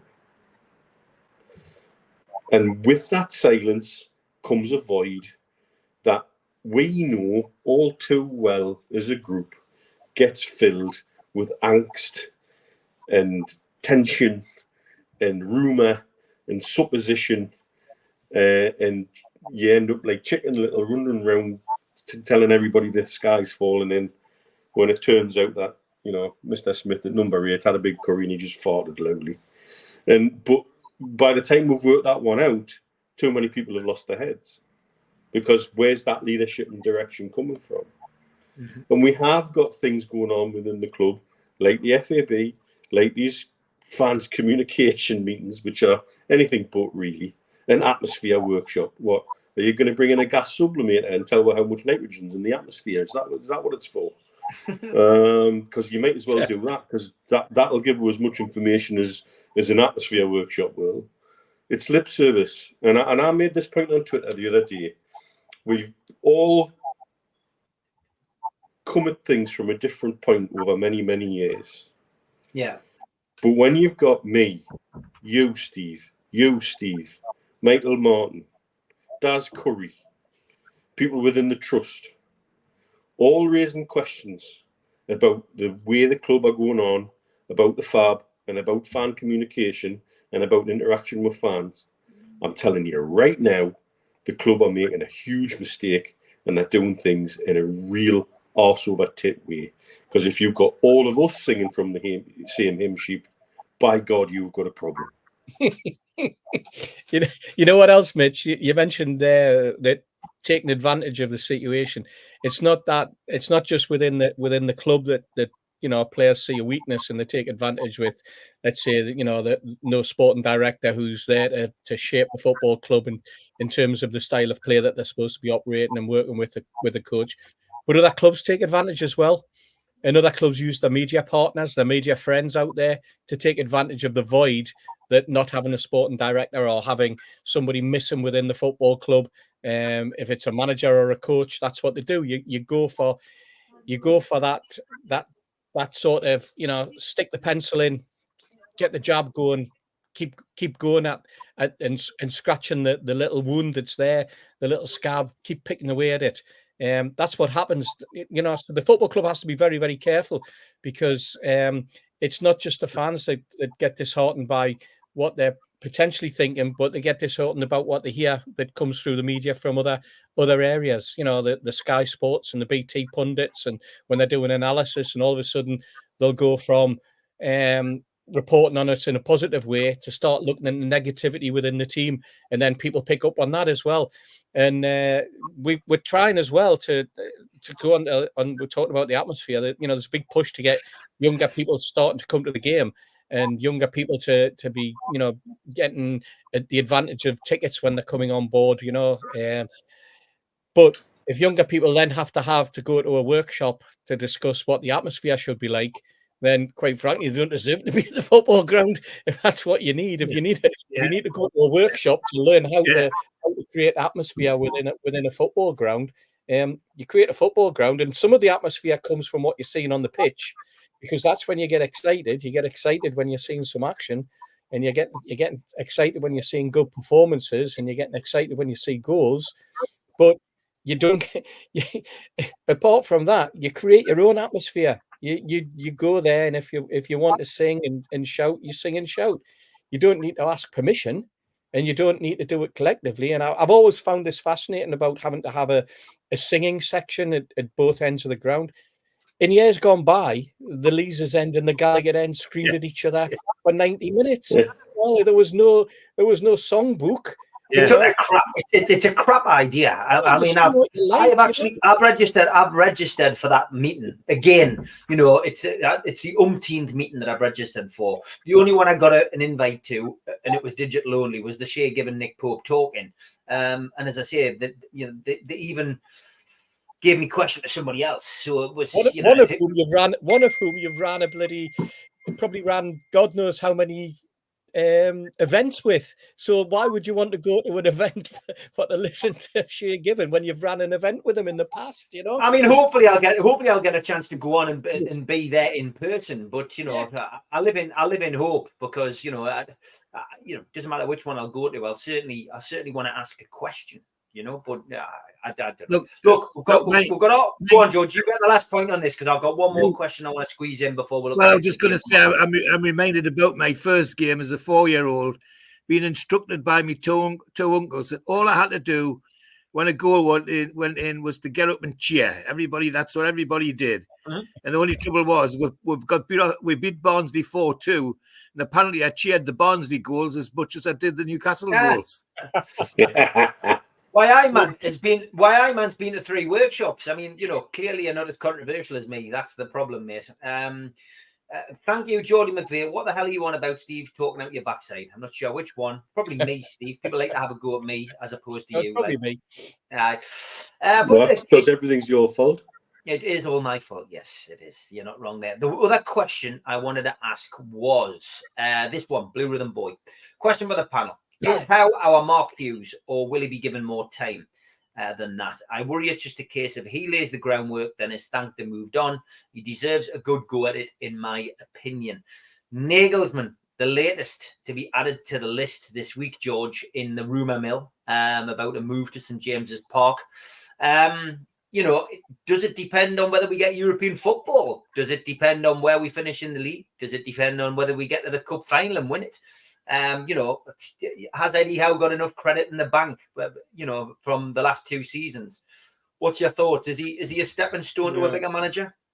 Yes, in short. That's the whole point of my first question, is where does he expect to be in August? We've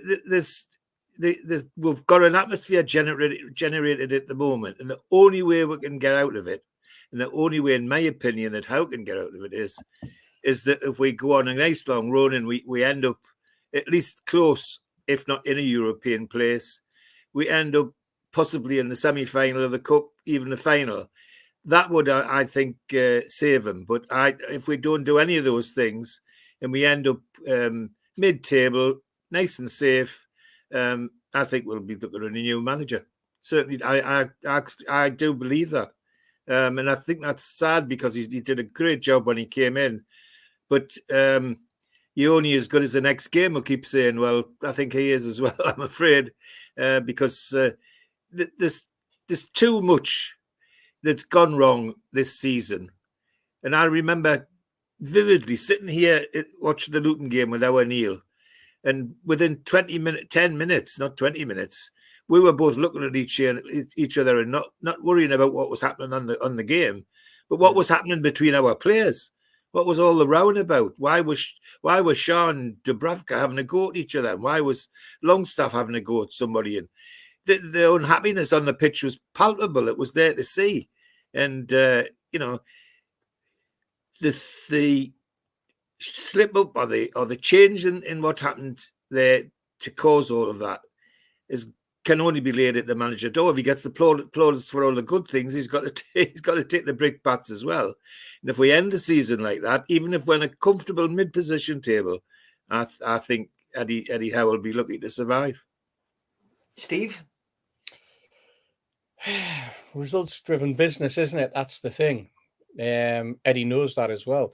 How long can he sit back on the injuries have cost us the season sort of patter, you know? How long can he do that?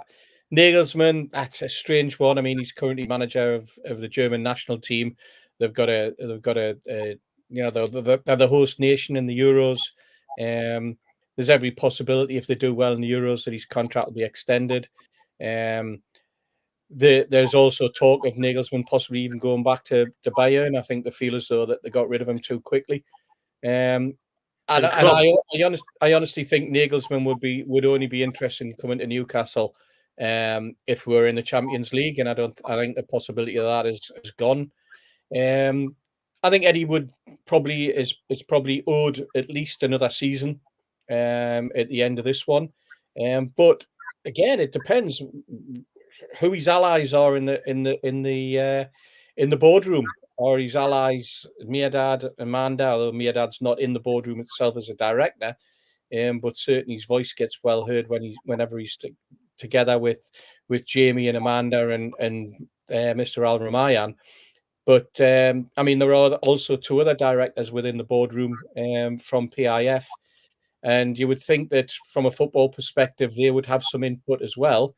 So you're looking at it and you're thinking, Eddie came in at a time, he's got those allies in the boardroom, but what's the direction of the football club? Where is the football club heading?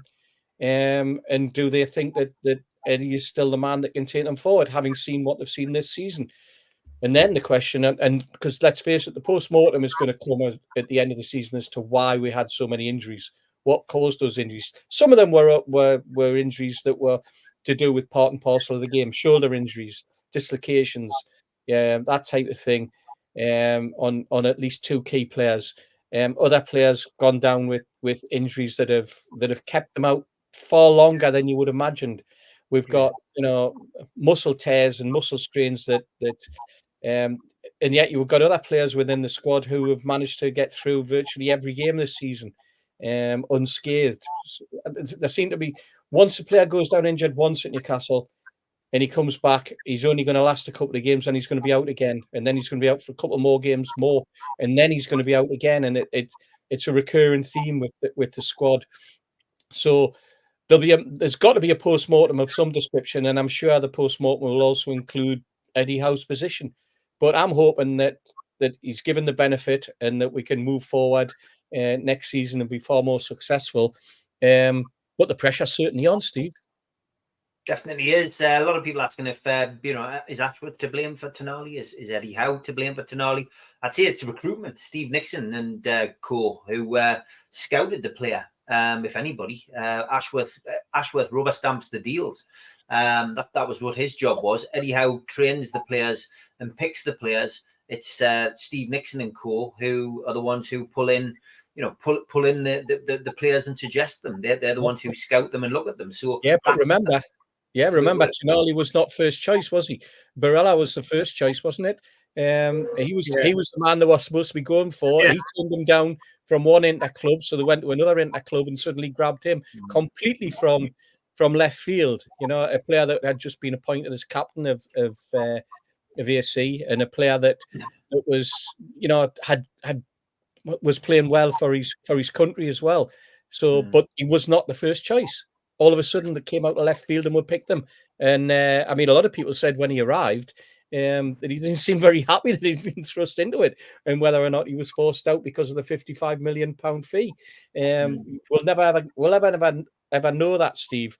But you're right. I mean, it's the Nixons of this world who use that big envelope that they have of knowledge of players worldwide, and then they go and do the selection.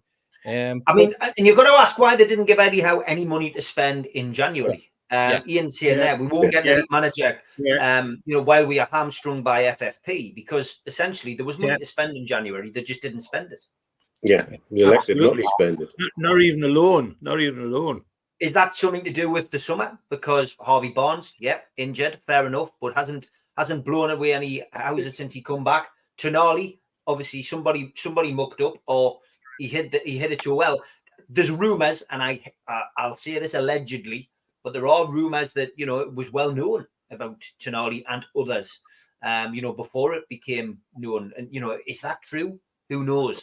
But then you've got other stories circulating, about other players as well. You think, it wasn't a great summer, and that could be an issue. But who takes the blame? Is it Ashworth's fault? Is it Howe's fault? Is it Nixon's fault? Is it a collective responsibility? Yes, we've had problems with injuries. We had a great season last season. It piles pressure on, whether you like it or not. So many reasons. But we've gone off topic a little bit, Mitch. Probably, if you want to answer the original question, as usual. Let's talk about tickets. But go on. Give us your version of what the lads have said. Give us your input. Look, the situation we've got going forward. Like, I come back to this again. There's lots of mitigating circumstances for what's happened this season. But I think we need some sort of big root and branch change in the summer.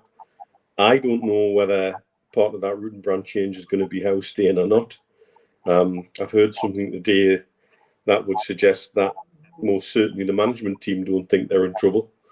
And again, I shared that with you guys. So I wouldn't see somebody doing something like that if they thought there was a bullet with a name on it.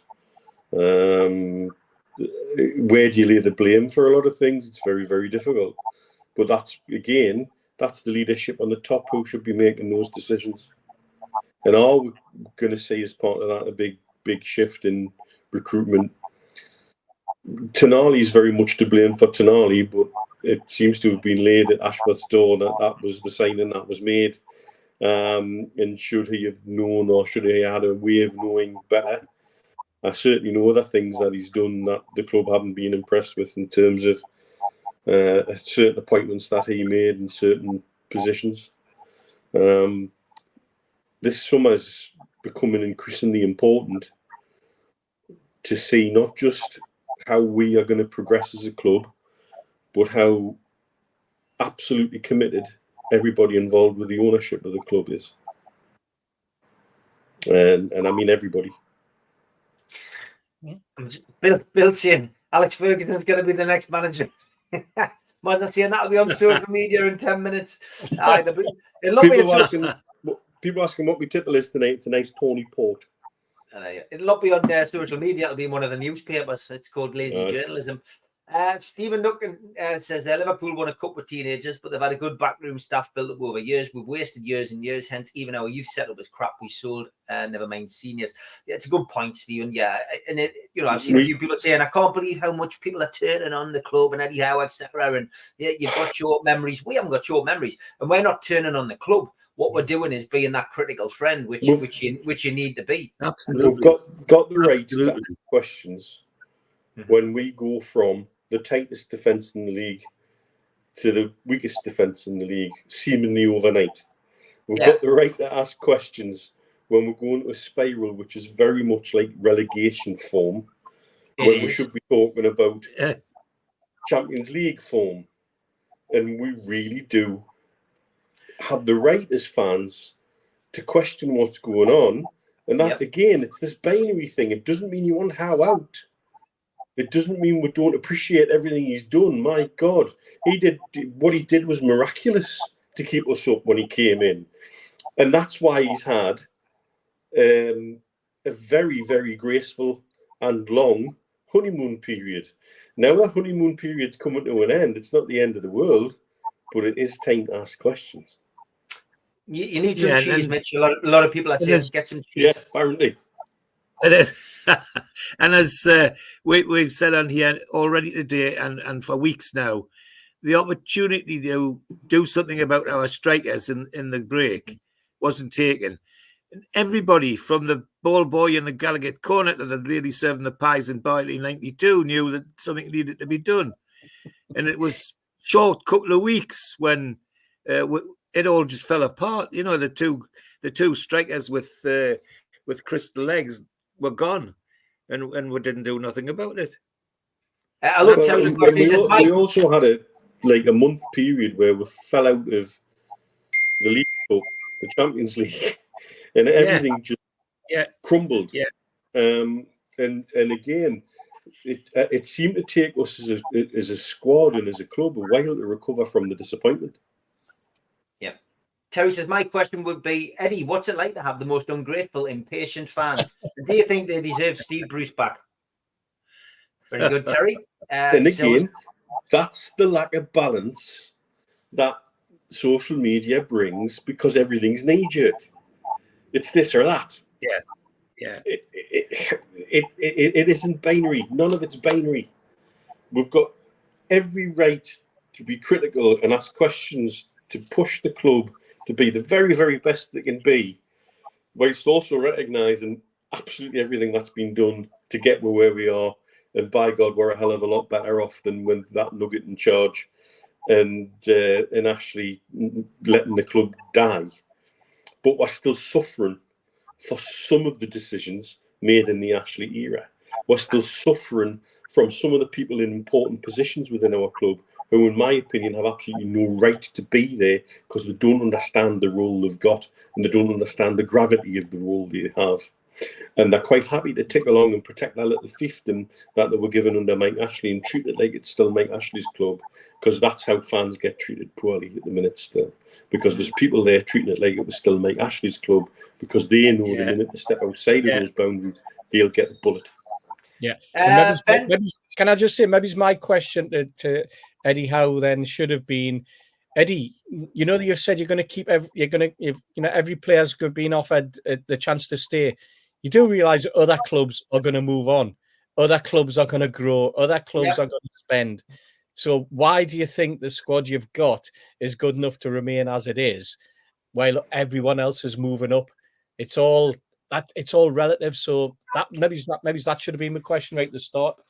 Yeah, good one though. Benny says, miraculous to stay up. They're miraculous to get top four. Does Howe need to turn water into wine daily to avoid criticism? Alan says, Wolves' game is massive. It'll turn the season around. If we win 4 points, we're 4 points behind Man United. Lose and we're looking down the league. Simple. Caretaker says, we've been patient for over 50 years. And Tim says, we've got memories of Bill McGarry and Jim Smith instead of the social media panicking. Jim Smith wasn't that bad, mate. He nearly got up. It was only the dodgy playoff system that stopped that. John, good evening. He says, my wife said I couldn't build a car out of spaghetti. You should have seen her face when I drove past her. Hey, John. He said he's already got rid of his cold. John Justin's bless her. Yes, he's got rid of his cold if he's saying that sort of thing.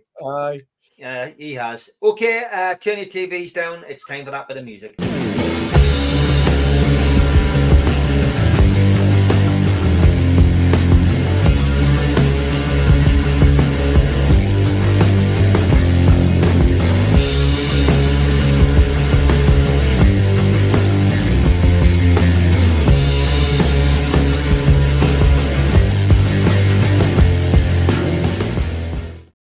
The day I met, we'll ask you to send in photographs of you meeting somebody from Newcastle, past or present. Thanks to Dave Beanie for sending in these photographs of his grandson, Curtis, who has met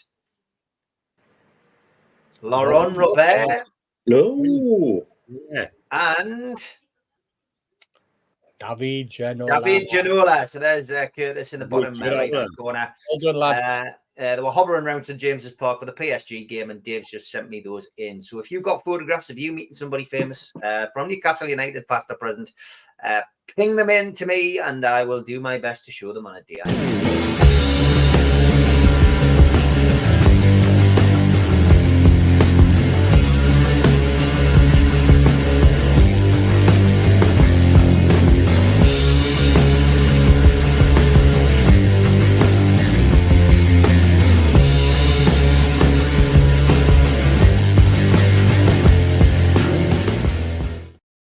Okay, 10 minutes left. Newcastle United take on Wolves tomorrow. Good old-fashioned 3 o'clock kickoff on a Saturday. Newcastle are winless in 4 Premier League fixtures at St James's Park since the 3-0 win over Fulham.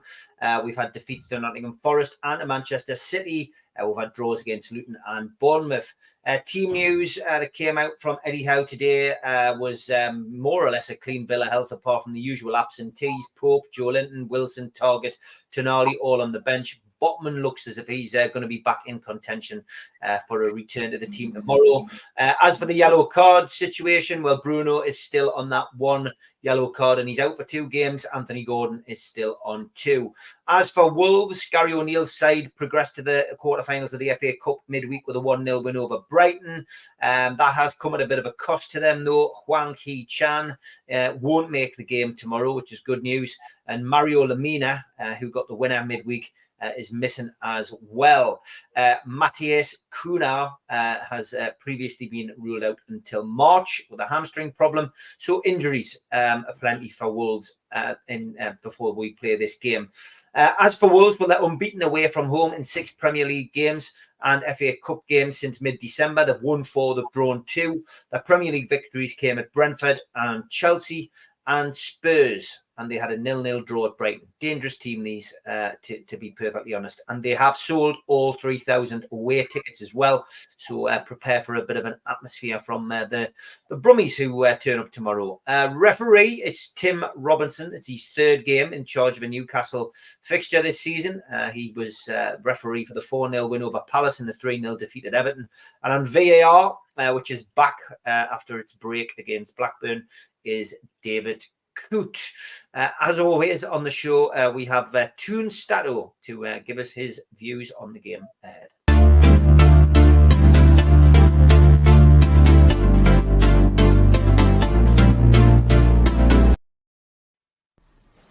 Hello guys, the pick of the stats before the home game with Wolves tomorrow. We have only 1 loss against Wolverhampton in our past 8 games back in 2018 under Rafa Benitez at St James's Park. Ayoze Perez scored for Newcastle.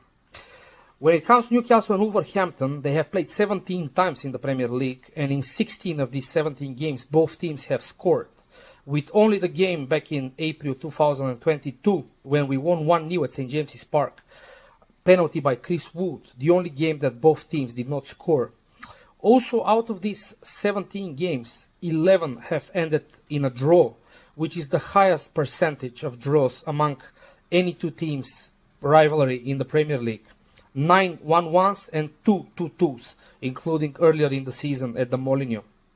When it comes to Wolverhampton, they have already won 11 games this season, which is exactly the same amount of wins they had in the total of last season. And they have also won 6 out of their last 9 games in the Premier League. Only Manchester City and Liverpool have won more. Then it's no surprise that Wolverhampton surpassed us in the Premier League. They are 9th, while we are 10th. When it comes to Newcastle, however, we have conceded 23 goals in the last 8 games. Only Brentford have conceded more in the period, and this is more than we conceded in the first 20 games in the season when we conceded 22, which is a pity because, as you remember, last year we had the best defense in the Premier League, 33 goals conceded the whole season. So let's hope we're back to our best tomorrow and we start to climb up the table. Away the lads. And that's why Toon Stato, good stats, Andrea. Thanks very much. I stand corrected, Jules. They're not Brummies. They're from the Black Country. It'll be like saying absolutely. So I apologise. Yeah. Chris Dawson says hedge funds and private equity companies are very different beasts. Steve Hasty, I'd like to discuss this with you one day. So there you are. Both of us corrected. George, I've already said I expect Newcastle to get beat tomorrow. I have taken Wolves to win 2-1, and I will quite happily be proved wrong. What's your feeling about tomorrow, George? As always, when it comes to Newcastle United, Mr. Optimistic. But I certainly know that this is going to be difficult tomorrow. I mean, anybody that has watched how Wolves have come from the mess they were in to where Gary O'Neill's got them now can only be impressed. I mean, they were miles behind, whether they're above were now. They're going to give a tough game, but I like a score 2-1. Just I'm going to reverse it and say it's 2-1 to Newcastle. Okay, good stuff. I didn't expect anything more from you, George. Steve, what's your feeling about this game tomorrow?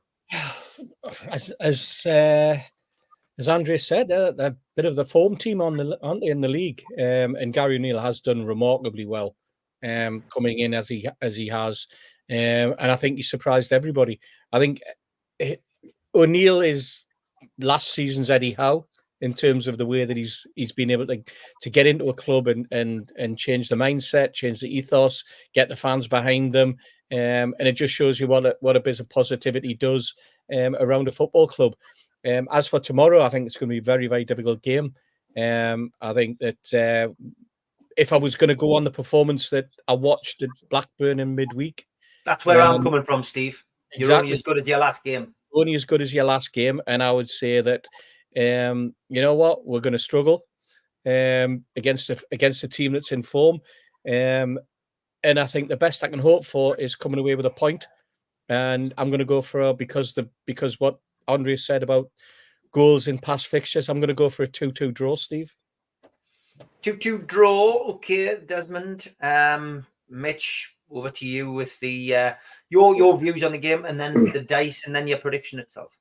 Had my thunder taken from the comments. It's the most drawn game in Premier League history, and I don't see why tomorrow should be any different, given our performances and the way they're performing. I think it will take a very good turnaround of form for us to get 3 points out of the game. I would like to get 3 points out of the game, of course. We're at home, we're playing Wolves, we should be able to be positive about it. But I do personally think we'll end up with a 1-1 draw. The dice, however, says a pendant. Oh. 3-1. There's a few people saying that. Yeah, lots of people coming up with different delighted scores. to take that. I would. Really? I would be as well. I mean, I think in my favour, they're missing the Chan, the guy who's got a good record against me. Yeah. And I'm missing another key player, I think, tomorrow too. So yeah, I read them. I read the players that they're missing earlier on. So, and the only one that they've got's Neto. Neto is playing. But he's in a hell of a form. Mm-hmm. You know, it's a good job they haven't got Little on the other wing. Oh, dear me. And then that'll get me caught. You could say that all day. There's a couple of questions I didn't get to. Benny's question. Benny, send that back in on Sunday for the professionals if you want. And life goals, the same question for you about Wilson. Stu and Mitch can do that on Sunday. We don't have time to do it tonight, unfortunately. But if you want to send those two questions in again on Sunday for the professionals, that would be great. Rob, good to see you in the chat. Who was the first person to wear a shell suit? Humpty Dumpty. Thank you, mate. And Gary, I'll leave you with a final word. Thanks for your nice words earlier on. New face in the chat. He said, Eddie was brought in to do a job and he did it and we thank him, but now it's time for the next phase. Just getting on to the managerial situation, which is always one open to debate at a club as big as Newcastle United. Okay, we'll finish off with a little bit of Elliot.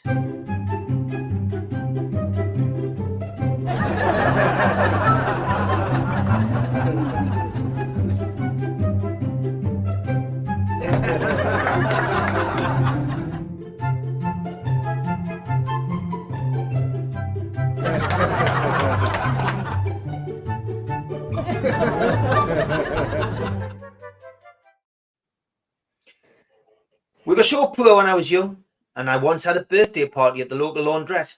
The highlight was playing past the Purcell. Must have been from Ashington, Elliot. That's a good one. Thank you for that. Just a quick thank you to everybody in the chat for all your questions. Some great stuff there tonight, as always. Don't forget, Gibbo and Ando and George will be at the Tyneside Irish Centre tomorrow, 12 o'clock onwards. Gibbo and Ando usually get on stage about 1 o'clock. If you want to bring your kids to a great friendly pre-match venue, get yourself to the Irish Centre. It's free to get in, and there's plenty of music on. If there's a match on, usually have it on the big screen, and Gibbo and Andy do about 15 minutes chat just about the game ahead. And tickets are on sale at newcastlelegends.com for an evening with Peter Beardsley again at the Tyneside Irish Centre, and that is the 2nd of June. £60 VIP, £30 standard. Get yourself onto newcastlelegends.com if you want to come and meet Peter Beardsley. Great summer event about to take place. But lads, cracking show as always. Passed over very quickly. Thanks to George. Thanks to Mitch. You can catch George in the morning. We recorded those with the days. For those of you who've missed that, we got back on it this week. 1999 to 2000. We'll be on at 10:30 in the morning. So a little bit of pre-match entertainment. And then probably slightly later, because I know the Manchester Derby's on, and most people will probably want to watch that. Probably come on about 6:15, 6:30 on Sunday. I'll sort it with Mitch and Stu for the professionals. And then it's all starting again next week. But for now, enjoy your weekend, lads. Take care. Good to see you, everybody. Good to see you.